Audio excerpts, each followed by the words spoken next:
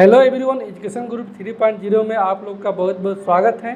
तो दोस्तों, आज का जो वीडियो क्लास है वो सेकंड है और आपने अभी तक पिछले वीडियो को नहीं देखा है तो जाइए चैनल के प्ले लिस्ट में, वहाँ पर आपको सभी वीडियो मिल जाएगा। और आपने अभी तक इस चैनल को सब्सक्राइब नहीं किया है तो आप इस चैनल को सब्सक्राइब करें, लाइक करें और शेयर करें। तो चलिए साथियों, आज की इस वीडियो क्लास को हम लोग शुरू करते हैं। तो आज का पहला प्रश्न आपके स्क्रीन पर है। प्रश्न में बोल रहा है कि एक व्यक्ति के पास कुछ मुर्गियाँ तथा कुछ गाय हैं।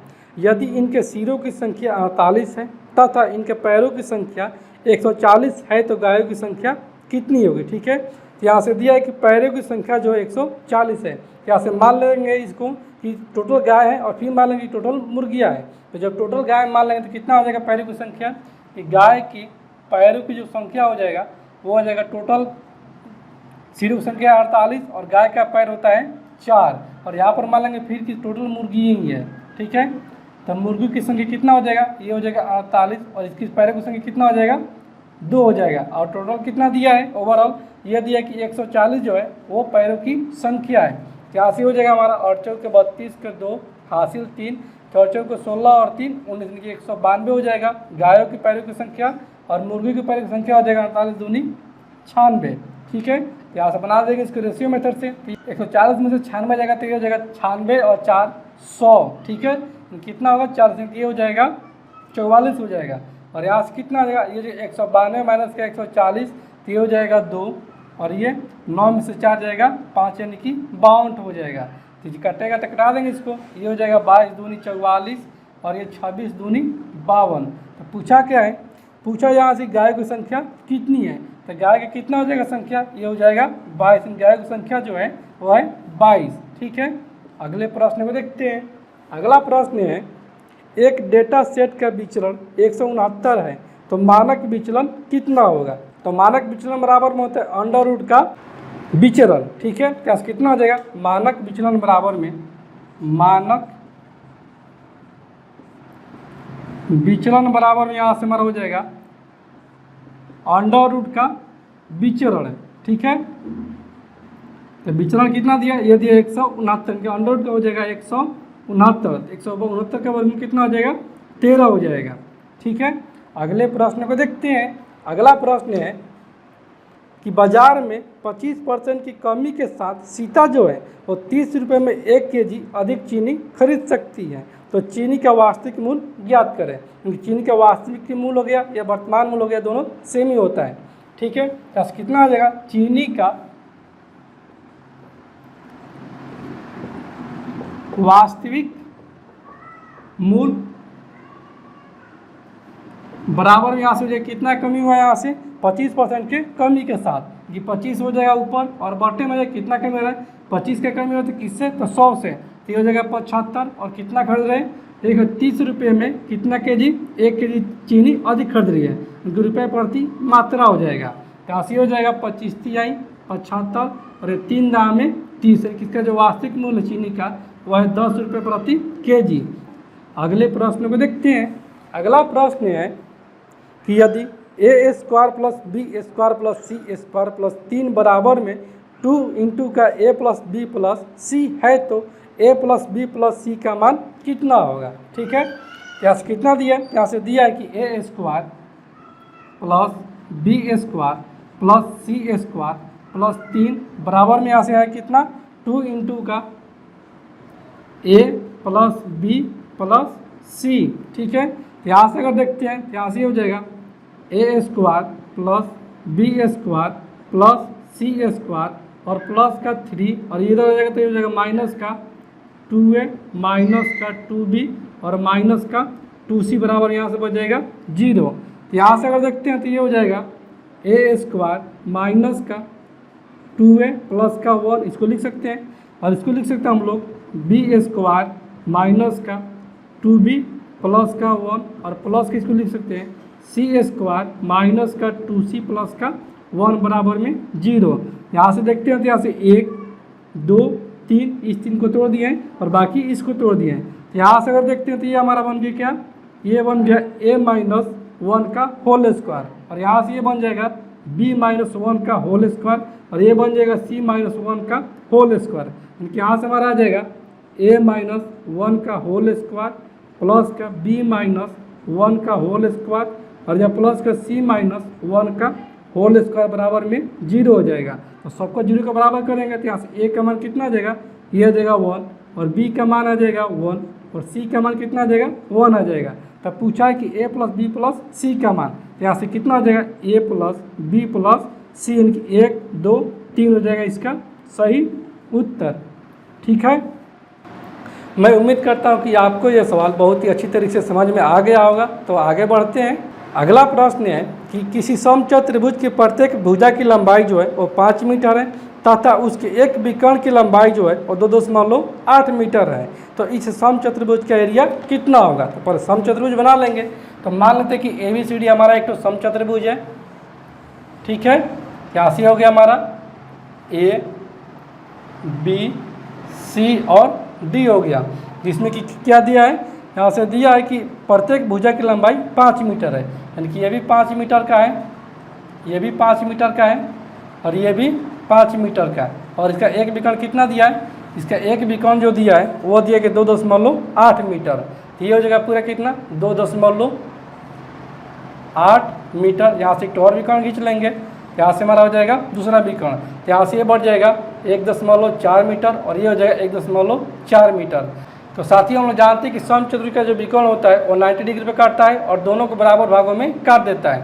जैसे कितना हो जाएगा, ये वाला जो हो जाएगा 90 डिग्री, तो 90 डिग्री के सामने भुजा हो जाएगा कर्ण, तो ये हो जाएगा लंब या आधार और ये हो जाएगा लंब या आधार है। बस कितना हो जाएगा, ये हो जाएगा 5 मीटर जो हो जाएगा कर्ण हो जाएगा, तो कर्ण का स्क्वायर यानी कि 25 बराबर में ये हो जाएगा लंब का स्क्वायर प्लस का आधार का स्क्वायर। तो 14 का स्क्वायर कितना होता है 196, तो ये हो जाएगा 1.96 प्लस का ये हो जाएगा, मान लेते हैं कि ये x यानी कि x स्क्वायर। तो यहाँ से हमारा जो कितना ये आ जाएगा 25 माइनस का 1.96 बराबर में x स्क्वायर। तो यहाँ से हमारा आ जाएगा x स्क्वायर बराबर में ये 0.4, तो ये 2 और ये 23.04 आ गया हमारा x स्क्वायर का मान। तो यहाँ से x का जो मान जाएगा वो जगह हमारा कितना 4.8 मीटर आ गया। तो ये जब आ गया हमारा 4.8 मीटर, ये वाला ये कितना आ जाएगा, ये भी हो जाएगा 4.8 मीटर, यानी कि यहाँ से 2 विकर्ण हमारा आ गया।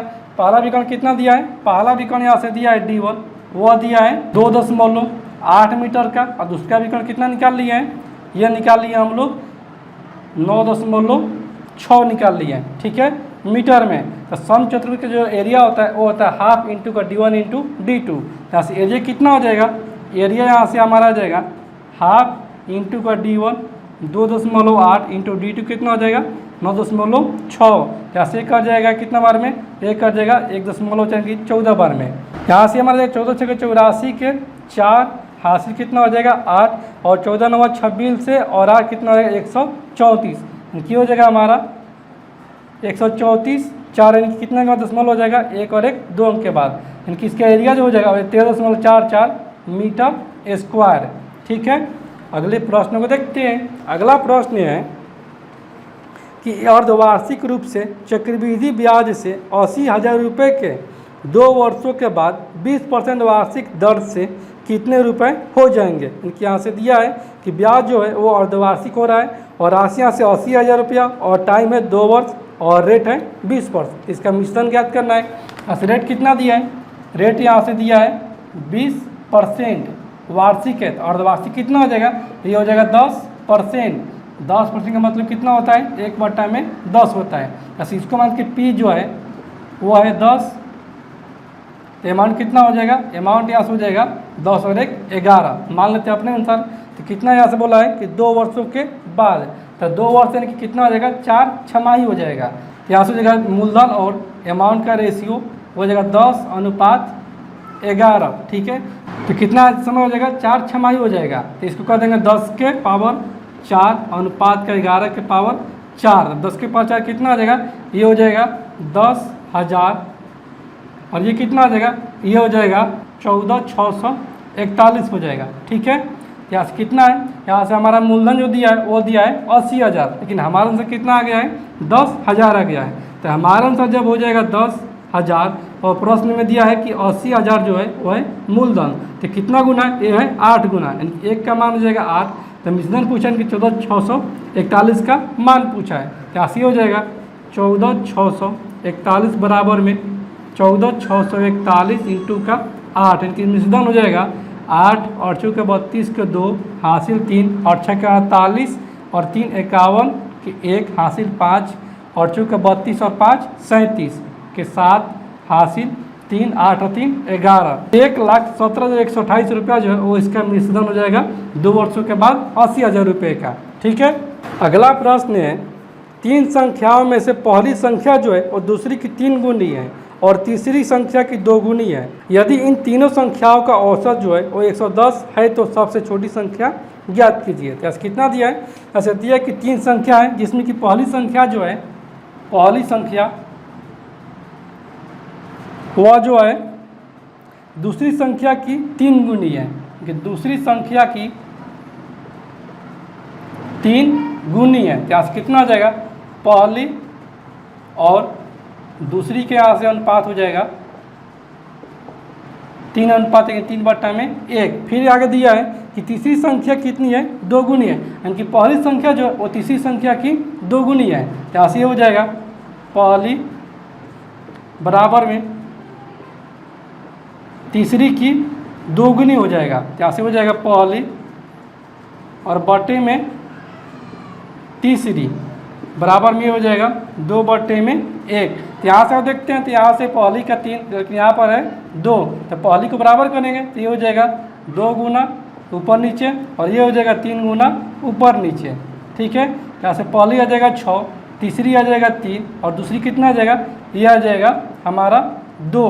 तो बोला है कि तीनों संख्याओं का जो एवरेज दिया है वो कितना दिया है, यहाँ से 110 है। तो तीनों संख्या का जो कितना हो जाएगा, यानी कि ये हो जाएगा पहली प्लस दूसरी और प्लस तीसरी बराबर में हो जाएगा 110 इंटू का 3, यानी कि हो जाएगा 330। लेकिन हमारे से कितना जो हो जाएगा, ये हो जाएगा पहली 6 और 3 9, 9 और 2 11 हो जाएगा, यानी कि 11 का जो मान है वो है 330। यहाँ से 1 का मान कितना आ जाएगा, ये हो जाएगा 30। तब पूछा है क्या, पूछा है कि सबसे छोटी संख्या ज्ञात कीजिए। तो सबसे छोटा कितना है, 2 है। यहाँ से कितना आ जाएगा, 2 बराबर में हो जाएगा 30 इंटू का 2, यानी कि सबसे छोटी संख्या जो है वो है 60। ठीक है, मैं उम्मीद करता हूँ कि आपको ये सवाल अच्छे तरह से समझ में आ गया होगा। तो ठीक है, अगले प्रश्न में देखते हैं। अगला प्रश्न है आपके स्क्रीन पर कि एक आयत का परिमाप जो है वो 240 मीटर है।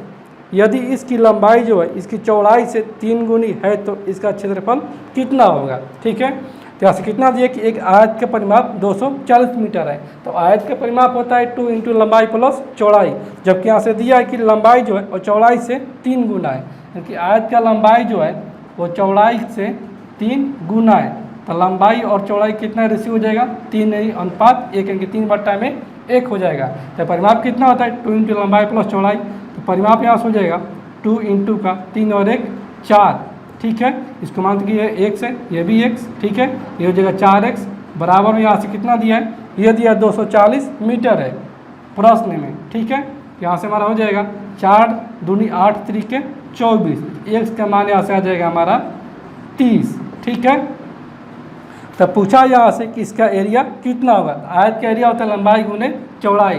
जैसे लंबाई हो जाएगी कितना, 30 तिहाई 90 और ये हो जाएगा 30। इसका एरिया हो जाएगा आयत का, वो हो जाएगा लंबाई गुने चौड़ाई के 90 गुने 30, ये हो जाएगा 2700 जो है वो है इस आयत का एरिया। ठीक है, अगले प्रश्न को देखते हैं। अगला प्रश्न है कि एक दुकानदार द्वारा 30% की हानि होने पर बेची गई वस्तु को यदि 650 रुपये अधिक मूल्य पर बेचा जाए तो वो 35% का लाभ अर्जित करता है। तो वस्तु का क्रय मूल्य ज्ञात करें।